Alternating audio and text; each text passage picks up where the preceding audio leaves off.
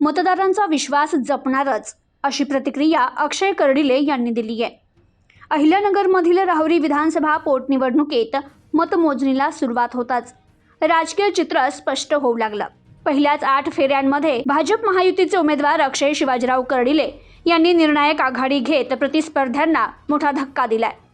आघाडी मिळताच कर्डिले मतमोजणी केंद्राकडे रवाना झाले असून संपूर्ण मतदारसंघात जल्लोषाचं वातावरण पाहायला मिळत आहे. राहुरी शहरासह ग्रामीण भागात ठिकठिकाणी कार्यकर्ते आणि नागरिकांकडून कर्डिले यांचं जोरदार स्वागत सुरू आहे. ढोल ताशांच्या गजरात आणि फटाक्यांच्या आतिषबाजीत विजयाचे संकेत साजरे होत आहेत. तर याबाबत पहिली प्रतिक्रिया देताना अक्षय कर्डिले म्हणाले की राहुरी नगर मतदारसंघातील जनतेनं माझ्यावर जो विश्वास टाकलाय तो माझ्यासाठी मोठी जबाबदारी आहे. भारतीय जनता पार्टीच्या सर्व वरिष्ठ नेत्यांचं मार्गदर्शन आणि कार्यकर्त्यांच्या मेहनतीमुळेच आज मला ही आघाडी मिळाली आहे. माझ्या वडिलांनी केलेल्या विकास कामांची परंपरा पुढे नेत उर्वरित कामांसाठी मी आता दुप्पट वेगानं झटणार आहे. यावेळी त्यांनी स्पष्ट संदेश दिला की हा फक्त विजय नाही तर जनतेच्या अपेक्षांची सुरुवात आहे. Bureau report, news today 24, Rahuri, Ahilyanagar.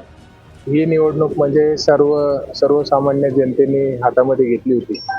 ही निवडणूक नसून ही प्रत्येकाची भावना कर्डिले साहेबांच्या प्रती होती आणि ही भावना प्रत्येकाने आपापल्या मतातून व्यक्त केलेली आहे.